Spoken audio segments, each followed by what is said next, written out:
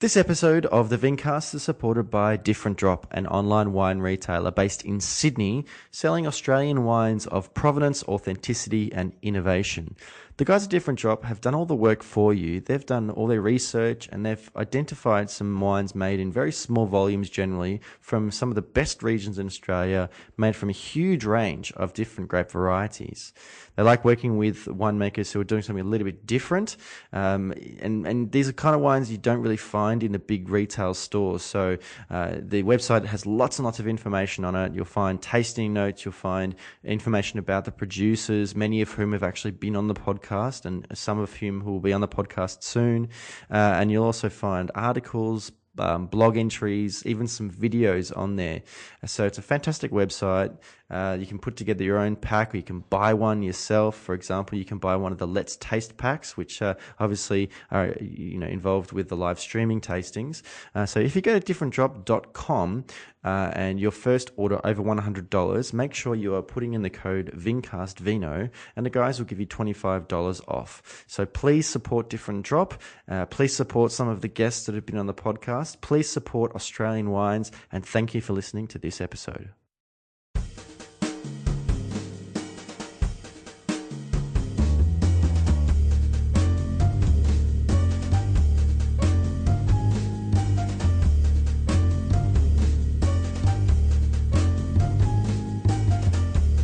On episode 60 of the Vincast, I chat with Steve Kimonides, a long-term hospitality professional and sommelier with huge knowledge about wine, who is also, along with a colleague of his, making some really exciting smoked meats from Burn City Smokers. Stay tuned and enjoy.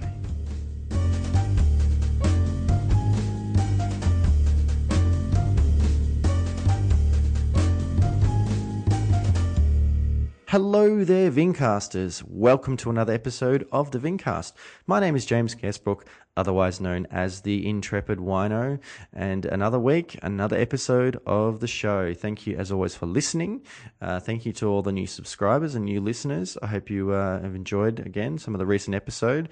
You can find a lot of the previous episodes on iTunes, but you'll find every episode of the podcast, all 60 of them, on the intrepidwino.com website. So if you go to the Vincast, the special page, you can actually download every episode and listen to them on your media player of choice. I've had a huge range of guests. I've enjoyed every episode.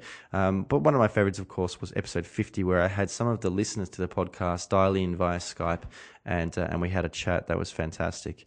Make sure that you are heading to the Intrepid Wino channel on YouTube. I've already put up, I think, 3 video tastings of some wines that I've opened up. And don't forget, on the 27th of July, which is next Monday at 6 p.m. Australian Eastern Standard Time, the first ever live streaming Let's Taste video with myself and James Dawson is going to go online, and it's an opportunity for people to actually tune in live and watch as we taste and chat about the wines. We're going to be talking about Grenache, specifically Australian Grenache. The guys at Different Drop have very generously put together 6 different wines, and they sent them down to me to taste on Monday. And you can actually buy that pack if you hurry. If you buy it today, you'll get it delivered on Monday, and you can taste along with us, and you can make your own comments and ask questions on the stream or even on Twitter.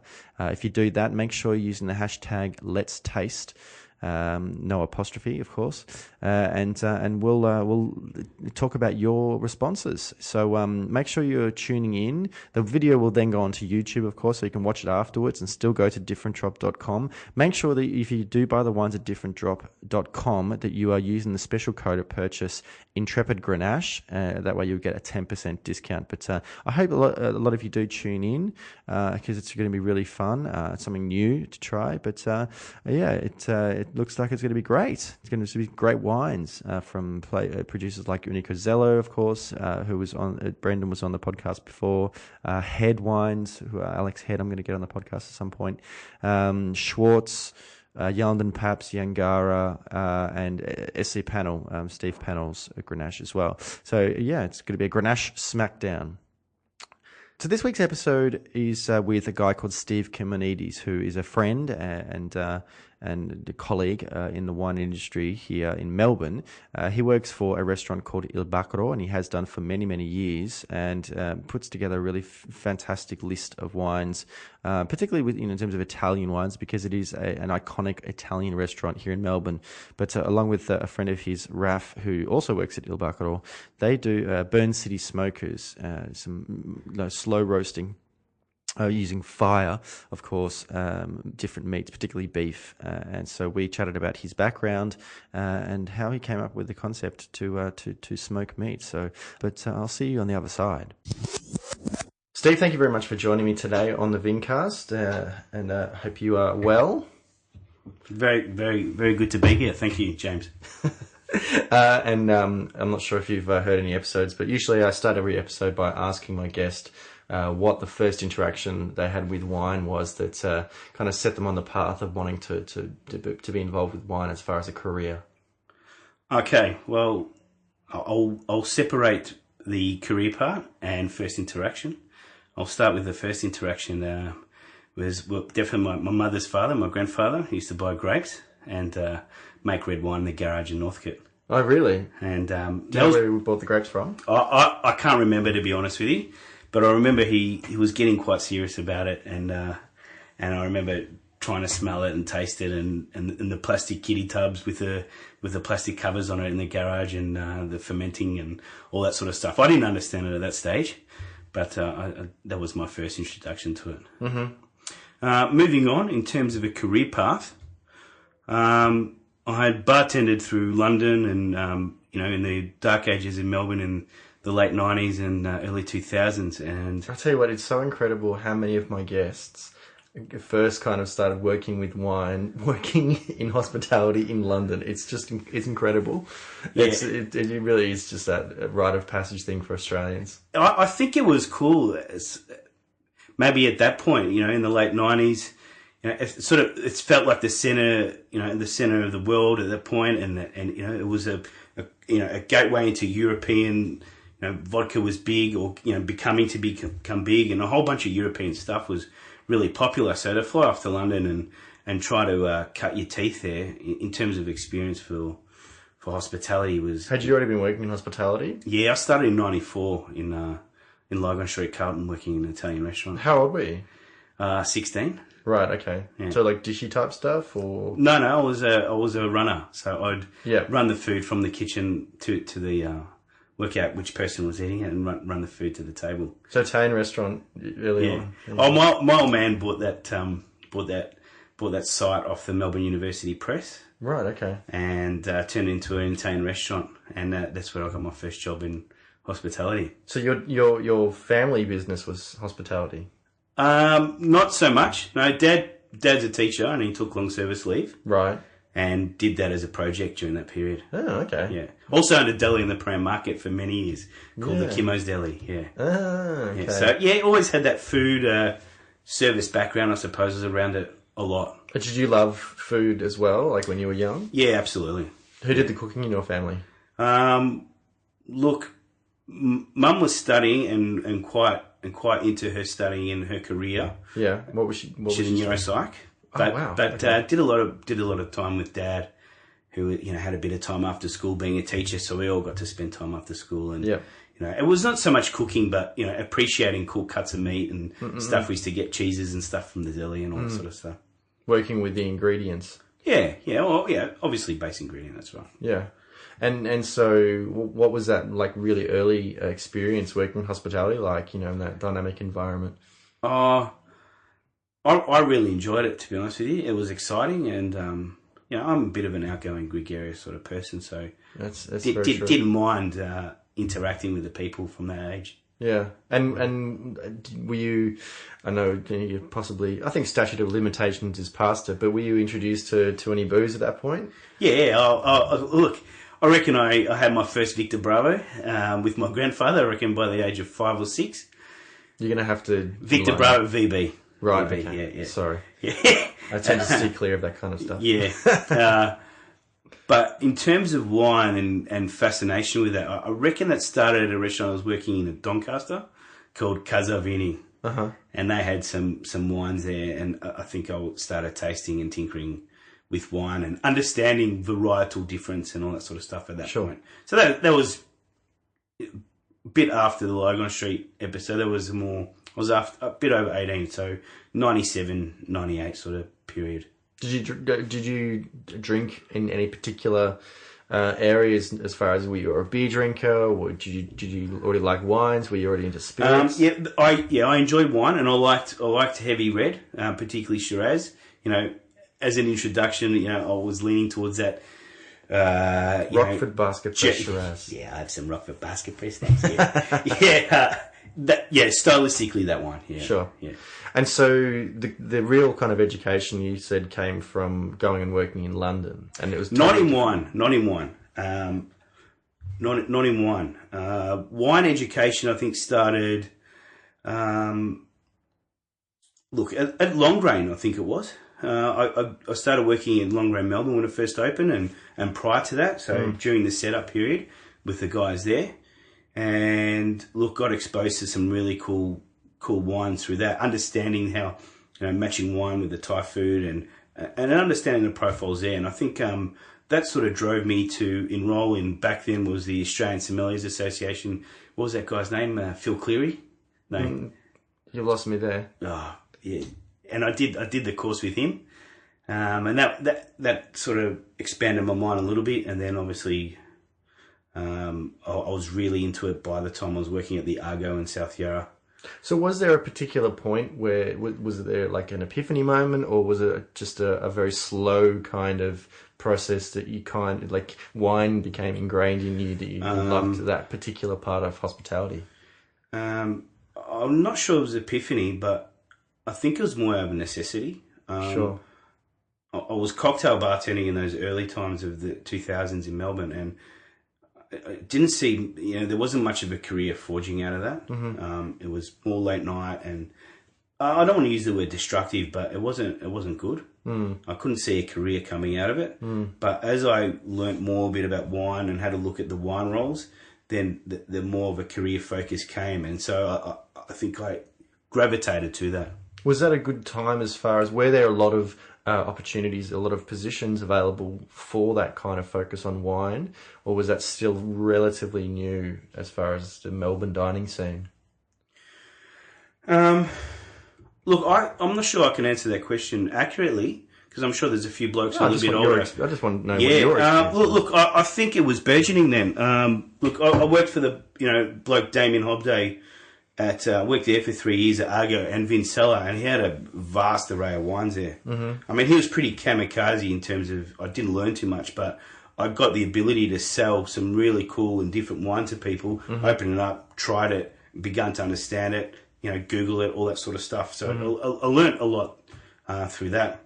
A good thing for me was the Master Quarter Sommeliers. That first year came around, and I enrolled and did that and got through and certified. And I think the 3 days of lectures and, you know, the intense tasting there was really inspirational. And I think after that, you know, I knew that was a career I wanted to take. You know, I got positively reinforced with doing well in that series of lectures and those exams, and I flourished a bit more.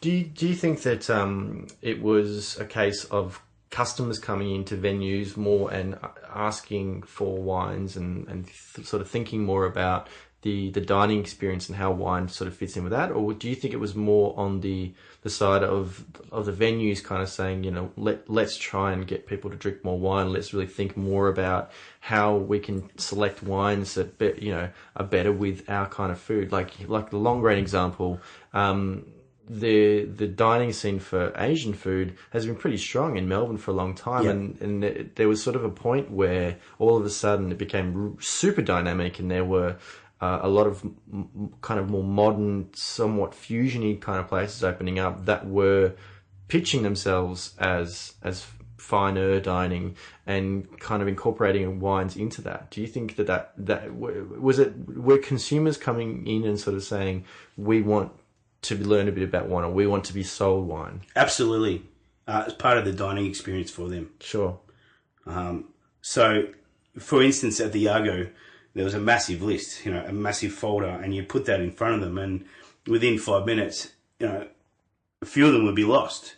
And then they'd ask you for your help or your advice. And then, if you'd tried something a week before and it was really great and it matched with, whatever Dwayne was cooking, a really cool carpaccio or rillette, it was, you could be confident in selling that wine and knowing you'd get that positive response from the guest.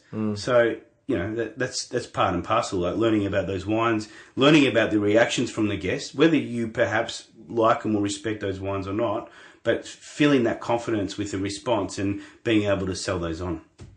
As far as your palate evolving and the kind of wines that you liked, how did that kind of influence, as far as that, what you were learning and what you were experiencing in working and interacting with the customers, how do you think your palate kind of changed? Like early on, you said that you liked sort of fuller-bodied red wines. Yeah. I think after I did a pretty strong sort of cocktail Padawan period, learning in cocktails. So I exposed my palate to, the difference between, say, a lemon flesh and a lemon peel. Begin to understand the difference between, sharp green apples or apples cooked in sugar, and understanding how to, to apply that to particular characteristics in wine. So I already had the exposure to those flavors and different sorts of flavors of fruit and whatever spices and what have you. And I was able to make those associations with wine as I moved on. As far as the market for wine at that time, was it still pretty heavily focused towards Australian wine, or was there? The market at that stage, in the warmer weather, still the Sauvignon Blanc had its popularity and still does, I suppose. Pinot Gris was something new and mysterious, perhaps to a few of the diners out in the inner south. And Barossa Shiraz and Coonawarra Cabernets, well and truly had their place. So that they were identifiable regions and styles that your guests would see on the menu and feel comfortable with ordering, without your advice. Did you find yourself going out and trying to find other wines, or were the kind of wines that you were trying to find out more based on where you might be working or what the customers were interested in? I wasn't sourcing or buying the wines at that point. No. But I was inquisitive and I wanted to learn more. So I think my direction and my desire to learn went into production and grassroots wine. So understanding, vineyards, understanding, where, the process of turning grapes into wine and learning a lot through that, I suppose. That's where my curiosity went. And as far as wines from overseas, did you have much kind of connection with them? Are you love completely French of Greek ancestry? Yeah, absolutely. Yeah. And was there much Greek wine available? No, there was no. I didn't have any passion or direction towards Greek wine. Not particularly. No, I like French wine, particularly Burgundy. Who doesn't really? Yeah. There's people out there who don't, but some of the crisper dry styles of whites from Loire were great and exciting. You could really taste, at that point, really understand the soil and the climates and draw connections to those and make those associations. So it was exciting. At what point were you in a position where you were having to make those decisions yourselves and constructing a wine list and meeting with distributors and importers and producers? I was at the Argo, and a bloke called Tim Mostel poached me to go to this place called Blue Diamond, which I thought sounded like a strip joint at the time. So anyway, it was 15th floor of the RACV building on Queen Street, and he said basically, I'm trying to jazz this place up, really bring the quality of the booze, and I'd really like you to do the wine list for me. So that's when I got my first opportunity to really start buying wine. And constructing the wine list, but the parameters were I had to keep it to 50 wines. Sorry? To keep it to 50 wines on the 50 list. wines, That's yeah, it. okay. I couldn't go over 50 wines. That was the rules. And was it fun, kind of having an opportunity and meeting with reps and tasting wines? Yeah, that was great. Yeah. Were there opportunities for education in that kind of realm? Like, were importers and distributors sort of running events and tastings where you were going along and kind of trying stuff and going, oh, okay, I haven't tried this kind of thing before, and learning a little bit? Yeah, absolutely. Yeah, there was quite a bit of that. Right. And I found those valuable, to be honest with you, but it was more networking too. I mean, what I've learnt now is the wine industry in Melbourne is a lot to do with relationships. Sure. And also understanding your market within your venue. Different venues have different markets and different horses for different courses. So some things will work, some things won't. The bloke I work for now, the wine list has to work, otherwise, you got to take it off the menu. Absolutely. I get cooked a bit. If my stock holding is too high, or I'm responsible for the profitability of the booze per se in that venue, which is quite large at the moment. Mm. And what was it like, kind of having to think, because Blue Diamond, I'm assuming, was then and still is. It's a little bit more bar focused rather than a restaurant. It is. Was it an interesting kind of shift in your mindset about having to, okay, I can't think about writing a wine list based on the food. It's a little bit more bar environment. How did that kind of play into the decisions you were making? Well, the funny thing was the owner sort of freaked out after a year or so of being there because the wine sales had outstripped the cocktail sales. Right. And the margins on the wine were a bit less than the margins on the cocktail. So he started freaking out a bit. I maintain that, like, there's a lot of labour involved with making cocktails as opposed to labour involved with pouring a glass of wine or Indeed. opening a bottle, that kind Absolutely. of thing. And so as far as turnover, yeah, you might be turning over more wine, but it's using up less labour. I would think that the margins, margins are a bit higher on cocktails than they are on wine. But I think that as far as labour costs a little bit, because I at a certain point I kind of got a little bit tired going to cocktail bars because it'd take you so long to order a cocktail, and then it might take them 5 minutes to actually put it together. You're having to wait around a lot. There is a lot of theatre with cocktail. Yeah. And quite frankly, if I finish work and I'm knocked off, I'm not going to go drink cocktails and wait for the history of this particular drink, or really, it's not.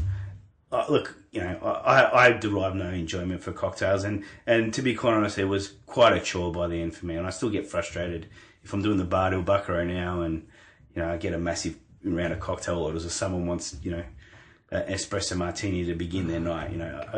It's hard not to have a laugh at these people, when they're not watching, I suppose. Yeah. But look, I've got to owe it to the cocktails for broadening my palate, as I mentioned before, and introducing me to a broad range of flavours, so therefore I could understand flavour characteristics of wine and maybe have the palate that I have now, I suppose. Whether good or not, I'm not sure. So what was the next step after, I'm assuming you're working also in terms of service at Blue Diamond? Yeah. What was next after that? I pulled the pin and went to Il Bacaro. Okay, so how long have you been at Il Bacaro for? 6 years now. And when you went there, were you going there to write the wine list? No, I just started as a bartender there. So Il Bacaro, of course, is a Melbourne institution and is consistently in, sort of top 10 Italian restaurants in Melbourne. Yeah.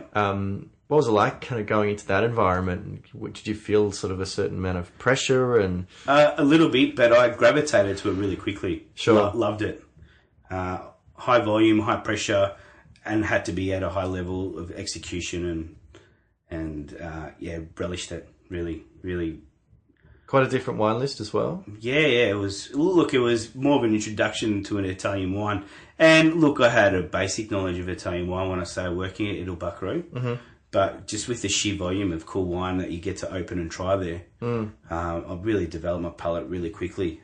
Spent a lot of time researching Italian wine as well. Yeah, okay. Yeah. What sort of research does that involve? Oh, look, I started really enjoying the books by Bastianich.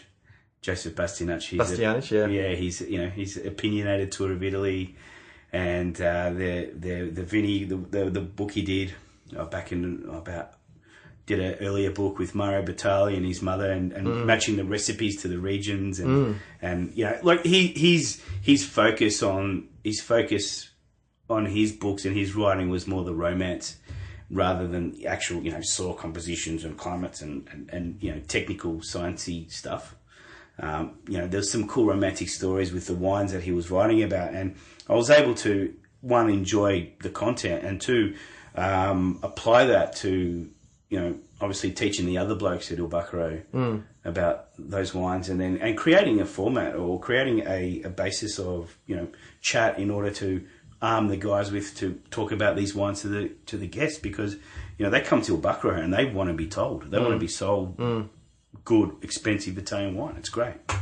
And that must have been a slightly different environment as well. But like being in the CBD, you know, I think probably still at those times, the long lunch and like people going out and putting it on, and then, you know, I know I've been there for lunch and for dinner, and it's a slightly different kind of environment. Like the experience is always fantastic, but I find that like the business lunch crowd, it's you know, it's different too, because it's actually quite an intimate restaurant, and it's a great place to take someone special as well. Yeah, look, I think a consistent thing that a lot of the lunchtime corporate blokes say is that they feel they can come to Il Bacaro at lunchtime and feel like they're not going to be found. So they can, they can be in Il Bacaro and be lost a bit. Yeah. And look, you know, those long lunches still haven't dried up. Even today, man, I was rushing to get here, you know, because I had, you know, one of the ministers, she was in there, you know, still drinking on, enjoying the wines and enjoying the atmosphere in that corner, you know, so... At what point did you start to get more involved with actually writing the list? I think it was 2 years after. The guy that was doing the list at that point, I think he found a site for his own plan, for his own business in Glenferrie at Crewe. So the position was there, and obviously I had the skills, and Marco, the manager owner, really wanted me to do the role, so I slipped in quite easily, and look, and ate it up. Really relished the challenge, and produced some great results, and put on some fantastic wines, and, you know, created some real focus to the list, I suppose. And did you enjoy kind of interacting with the people who were coming in to show you the wines? Yeah, absolutely. Look, I understand what the owners of the restaurant want and what they expect. I also understand the you know, what our guests really want to drink, and I'll make that work from a quality and broadness of the list sense, but as well as, you know, financially and you know, on the paper for the owners. So do you think you're a very open-minded person as far as wine? Can you enjoy all different kinds of wine? Absolutely. You don't have a particular predilection for certain wine styles, you think? I wish I could sell these kind of wines at Il Bacaro. Absolutely. You know, my personal taste, as opposed to what I think will work at Il Bacaro. Yeah, well, they're different. I mean, it's like a Venn diagram. They do overlap at points, but then there's, you know, the things that I love that I don't think, you know, are going to work, and some things which I know aren't going to work that well, but I say, well, stuff it. And then, by the same token, the guys there are really, really strong. So if the boys get behind it, you know, we'll sell anything. And at what point did when did Sarti open? Sarti was a tailor shop, Sarti Tailors, and I think that opened maybe 7 or 8 years ago. Okay, so when you took on the Il Bacaro kind of position of handling the wines, did you also do Sarti? No, Sarti. The involvement with Sarti came a little bit later. Okay, but the guys obviously seeing the skill there, and the numbers were adding up. You know, the profitability was there, and you know, the feedback was really, really good from the guests. So, you know, Joe obviously having a good percentage of both those business, Joe Mamone, you know, and Marco obviously helped me with that. He said, you know, I should be helping them down there. So,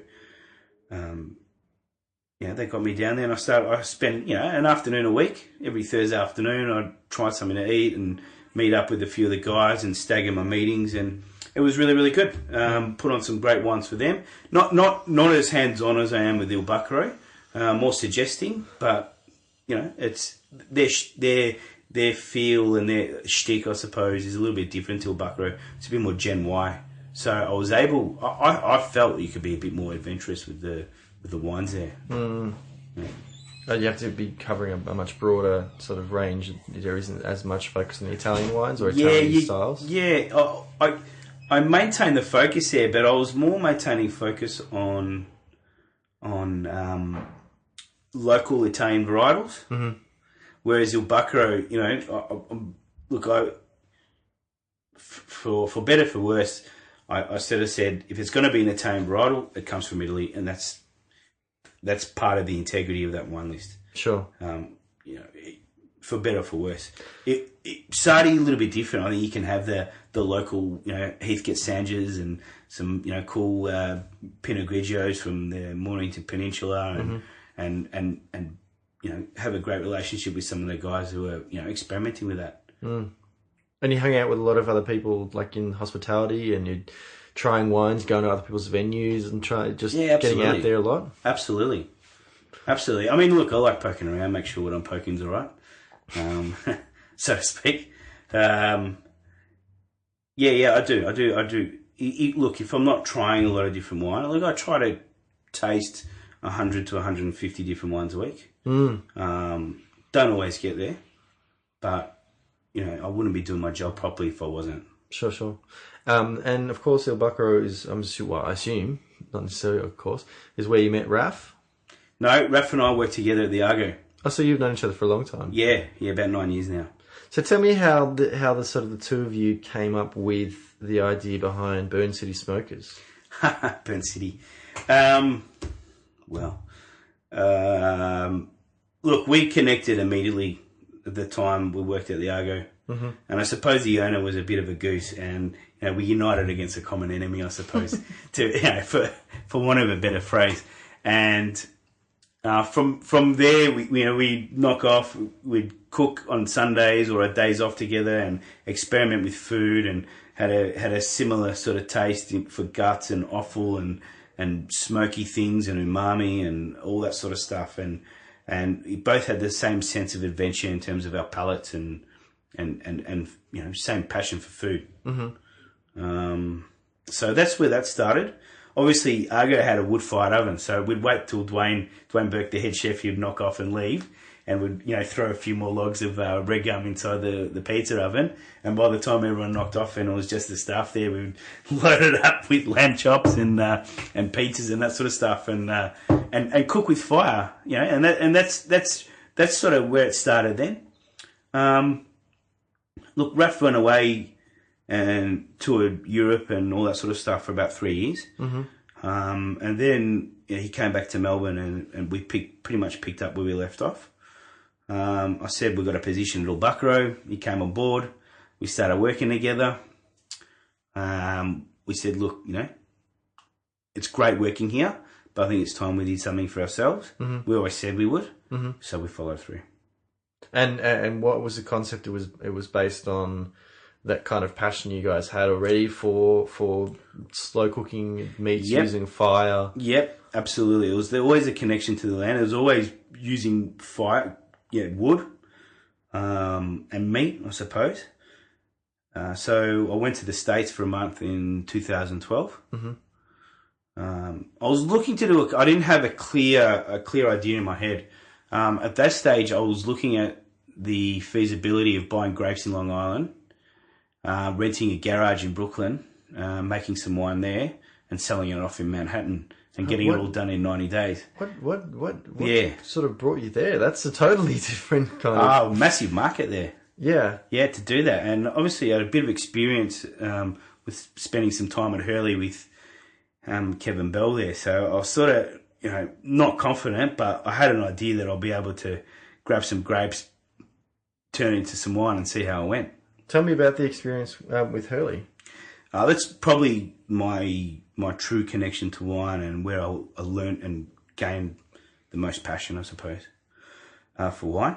And so I think it was '05 vintage. I just picked the grapes there. You just wanted yeah, I was with the bloke, Aidan. Aidan has got Persiard now, and Malcolm, who was at Mr. Jennings, he was my housemate. Malcolm, we lived together for 9 years. Malcolm Singh? Yeah, Malcolm Singh. We were married, so to speak. House husbands? Yeah, pretty much. And through those two, we went down to Hurley and picked the grapes and had a lovely lunch, met Kevin and Trish. And I suppose by 2008 I was doing full vintages there. Wow, okay. Way to go. So you wanted to really learn about winemaking, start to finish. Absolutely. And obviously one of the great things about Mornington Peninsula is it's so close to Melbourne, so it's very accessible. Yeah. I mean, I don't think I hide the fact that I'm in love with Mornington and I love the Pinot Noir from there.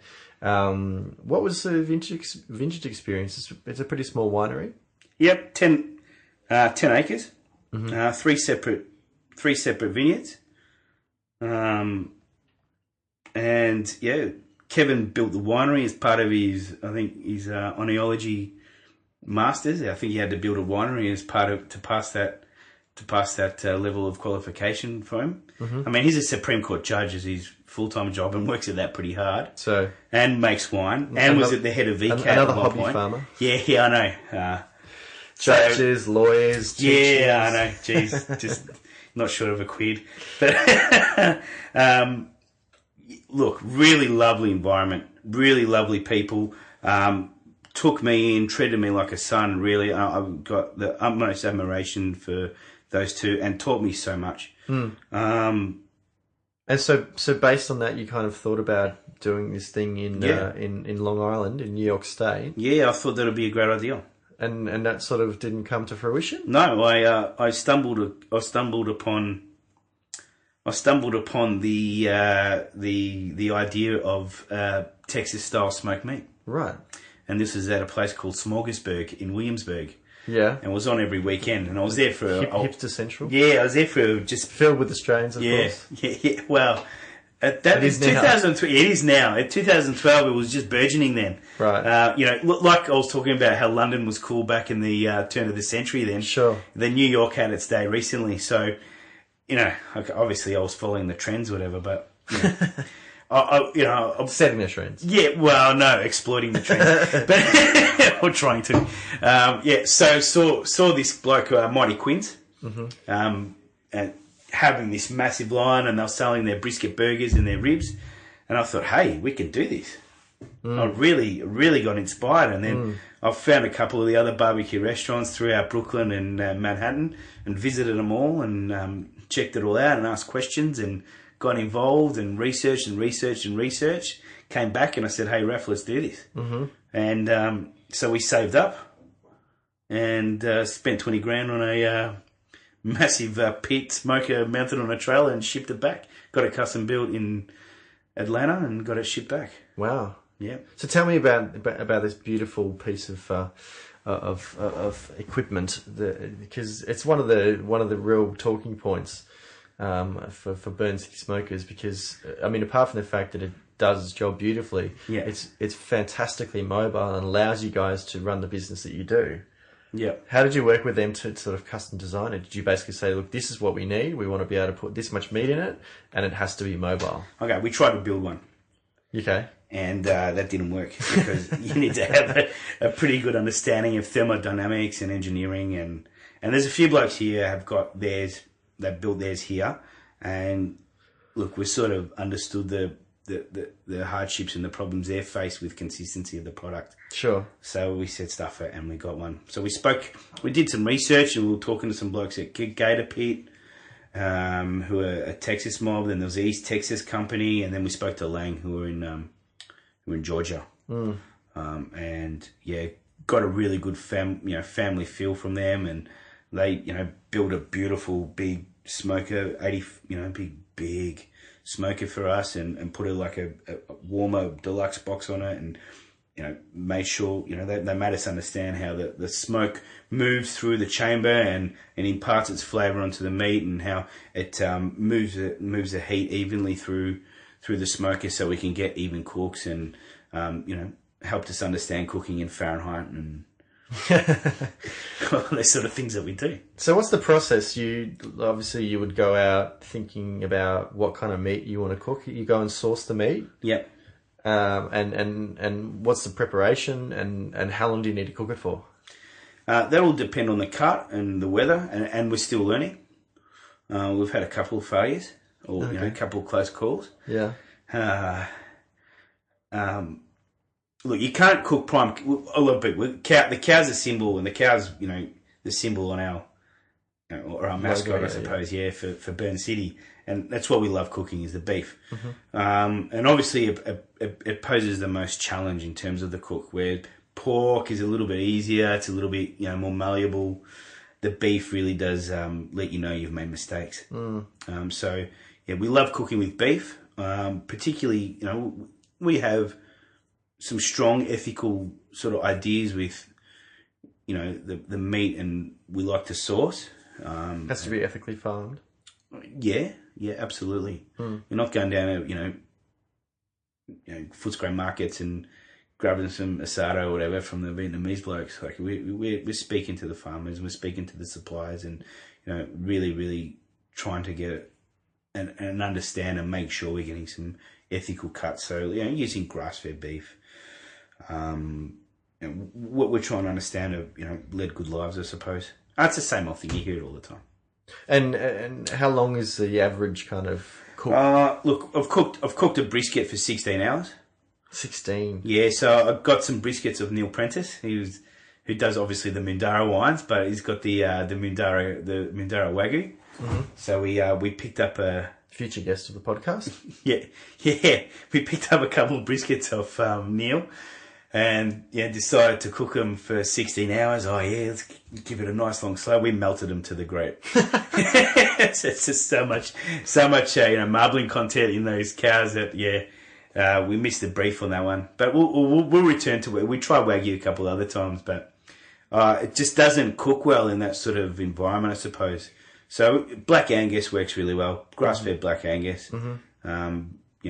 There's some good Gippsland stuff that works really well for us. So with Burn City, you do sort of events, pop-ups, that kind of thing. Yeah. At the moment, you're doing the night markets down to Queen Victoria Market on Wednesday nights. Yeah, which is rock and roll. It's great. So will you actually take the smoker there we cook very early on and just leave it to cook and then come back later on that evening and start serving it up? No, they don't let us do that.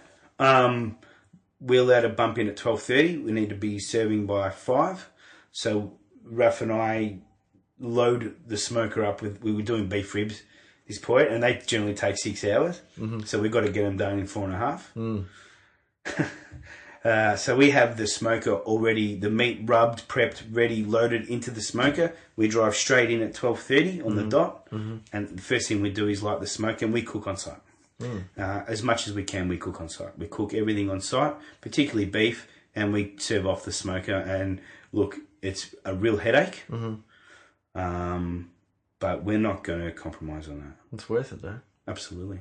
And so you guys are available for events and that kind of thing. If you have a catering need, then people can get in contact with you. But if you just want to kind of go and taste the kind of meat that you guys are preparing and serving up, I think probably the best thing to do would be get down to the Queen Victoria markets. Absolutely. On Wednesday nights at the winter markets. Yeah. And you can try some grab a short rib. and a short rib. Short rib off the bone. You can just grab it and wrestle it off with your teeth. Just don't do what I did and melt the inside of your mouth, because you just put a whole hunk of it and just go, oh my God, that's so hot. It was good. Oh look, Raph and I like that market setting. We're both loud. We're both obnoxious. We love screaming at people. And, if for anyone who's been to the Vic market, even, in the actual markets on a Sunday afternoon, all you hear is the So, look, it's really great. And the guys at the market are really enjoying us being there too. So it's good. It's good. It's a lot of fun. And it's a different kind of environment to Il Bacaro, no doubt. Absolutely. But, I still get to yell and scream there a bit too. But if you want a slightly more fine dining experience, definitely head into Il Bacaro and Steve will look after you there. But thank you very much for joining me today, Steve. Pleasure. What's the best way for people to follow you on and the businesses on social media? Il Bacaro and Burn City have Instagram, which are quite active. And it's Il Bacaro. Il Bacaro Melbourne. Yep. And Burn That's the full name, yeah. Il Bacaro Melbourne, if you're going to search it on Instagram. Yep. Il Bacaro, we're not up to a Facebook page yet.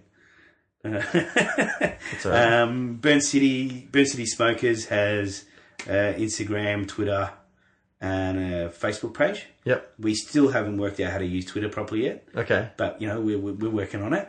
Instagram, we're active on Instagram. A lot of our stuff's visual, and you can jump on and have a bit of a surf and I know that followers of myself would have seen me posting some stuff from Burn City and possibly even from Il Bacaro. But and yourself, do you have your own kind of Instagram? Yeah, I've got one called Stelios the Spartan Kimonides. That's not short. Look, it's it's food focused, wine focused, and a bit of humour involved as well. Fantastic. And look, I'm not every day or every week, but if I see something that takes my fancy or quite funny, if I'm holidaying somewhere, I went to Greece recently, so I put a few photos up there, and it's good. It's just a bit of my life experience. Mm. Yeah. Well, thanks again. Pleasure. I look forward to had a great time trying some more meat. Yeah, thank you. And as always, guys, thank you very much for listening to this episode of the Vincast. I have been James Scaresbrook, otherwise known as the Intrepid Wino, and you can follow myself on social media at Intrepid Wino on Twitter and Instagram, and you can follow the podcast on Twitter at the Vincast. If you go to facebook.com/Intrepid Wino, you'll find my Facebook page. And if you go to Intrepid Wino on YouTube, the YouTube channel, you can subscribe to the channel there, and you can see lots of different videos that I've already put up. And of course, you'll see all of the future episodes of Let's Taste, including the live stream on Monday at 6 p.m. Australian Eastern Standard Time on the 27th of July. If you go to iTunes or Stitcher or Player FM and search for the podcast, the Vincast, then you can subscribe to the podcast and you can download episodes. And if you do subscribe that way, you get to get the newest episode as soon as it goes live. But if you do subscribe via any of those forms, please do leave a rating and review, because I love to get feedback and I love to have people sharing the podcast with others. But all the information you'll find at intrepidwino.com, including every episode of the podcast, a link to the YouTube channel, at least to the playlist for Let's Taste, and lots of different writings as well. Please go to differentdrop.com. Make sure you're using the code VINCASTVINO at purchase over $100 and you'll get $25 off. Buy your Let's Taste Grenache pack there and use the code Intrepid Grenache. I look forward to seeing you guys on the stream on Monday evening. And thank you again to Steve for being on this episode. Until next time, bye.